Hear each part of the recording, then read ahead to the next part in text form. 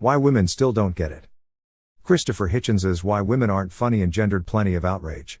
He's read the angry letters, seen the funny girls cover, and unearthed a romantic subtext in Alessandra Stanley's counterargument. To this unrepentant male, it all proves one thing: he was right all along. Christopher Hitchens. March 3, 2008.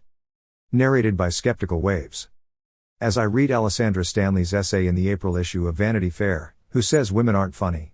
The decades fell away from me, and I was back a quarter century ago in the Washington, D.C., of the early Reagan years. In those days of my journalistic boyhood, there were three brilliant and witty young female reporters who drew all eyes to their prose and indeed to themselves. The flame-haired Maureen Dowd, the lithe and lissom brunette Jane Meyer, then at the Wall Street Journal, and the quasi-legally blonde Alessandra Stanley were the ones. They were a team, even though they were rivals, and would hang out together and occasionally invite some males along. I remember having lunch with all three of them at the now-defunct Joe and Moe's on Connecticut Avenue. It was a transgressive snack that felt somehow like breaking bread with the witches of Eastwick. I could scarcely avoid asking myself if perhaps I stirred anything at all in these divine breasts. With Maureen and Jane it seemed improbable, but every now and then I caught myself wondering if the tempestuous Alessandra felt even a slight tendresse. Perhaps a hint in that demure glance, a suggestion in that tinkling laugh. Even now it takes the droop out of my whiskers to reminisce about it. But I feared to speak, and duly danced at her wedding to another, while wearing the mask and banking down the smoldering fires within. Then she moved away, and ever upward on a parabola of achievement, and I was left to grow gray and reflective.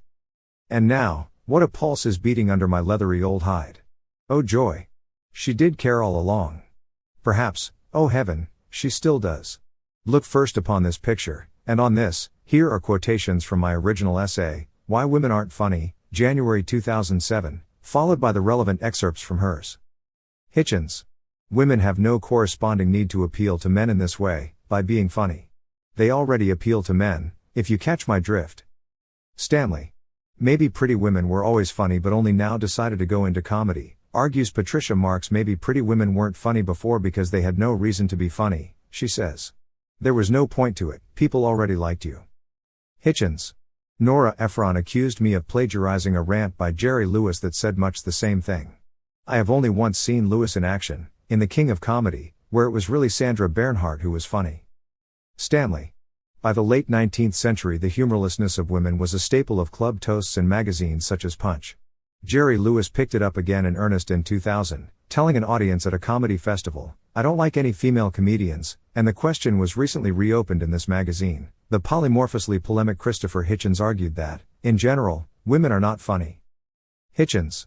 In any case, my argument doesn't say that there are no decent women comedians.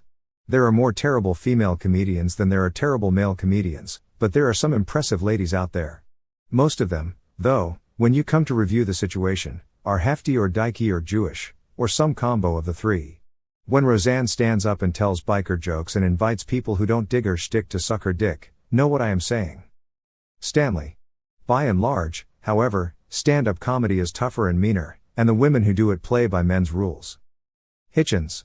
You may well wonder what people were thinking before that realization, about the necessity for male insemination, hit, but we do know of a society in Melanesia where the connection was not made until quite recently.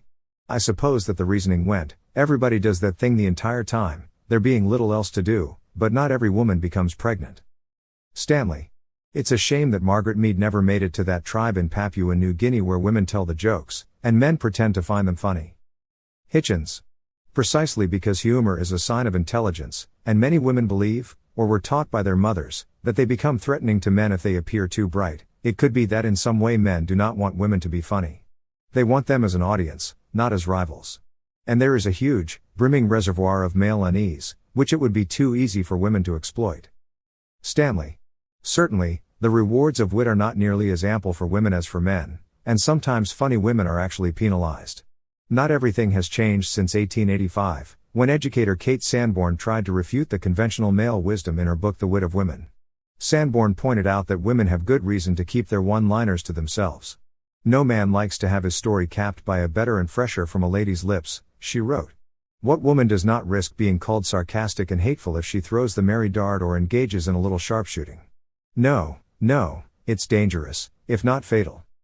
Hitchens. For women, reproduction is, if not the only thing, certainly the main thing. Apart from giving them a very different attitude to filth and embarrassment, it also imbues them with the kind of seriousness and solemnity at which men can only goggle. Stanley. The humor of women has been a sensitive topic ever since the first one cracked a joke. In Genesis, Sarah, pregnant long past her childbearing years, says her son is named Isaac, Hebrew for laughter. End of accepts. I rest my case. By the way, Jewish humor seems to me to have been improving since the time of the mythical, but obviously fall about and general thigh slapper, Sarah, whose son was to be offered for sacrifice by her somewhat unsmiling husband.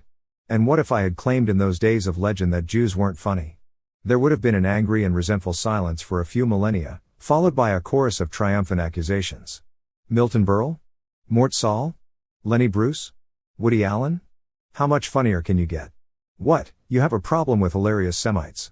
At the close of my original article, I quoted my wife, whose tribal provenance is none of your business, as saying that women get funnier as they get older.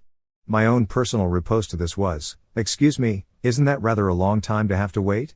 But Sarah, or Mrs. Abraham, as I prefer to think of her, was pushing 90 when she finally got off the snappy line that knocked 'em dead in old Hebron and that still appeals so much to Alessandra.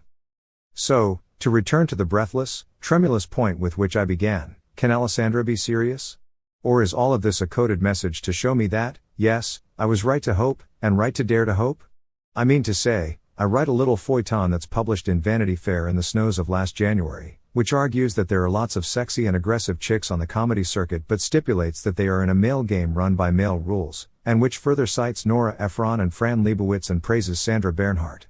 And then the snows of this new January are just melting, and my seasonal affective disorder is just kicking in, when the molten, tawny Alessandra comes up with a piece that, never mind the careful way that she pads so lovingly in the deep tracks of my points above, also follows the fragrant and maddening spoor of the Jews and dykes and sex bombs, from Nora to Fran to Sandra and even into pastures and postures new. What am I saying? I rest my case. I can know no rest. I dash the beads of perspiration from my brow. I accept. I surrender. Oh Alessandra, oh angel, if you wanted a giggle or even a cackle, you only had to call me. Let's agree that sexy and beautiful women are now trying even harder to please, and that a crafty Vanity Fair has furnished you with the photographs to prove it? Did I never tell you that this was my plan A, and was my deepest laid scheme all along? I forgive you for being so slow to see my little joke because, ah well, just because.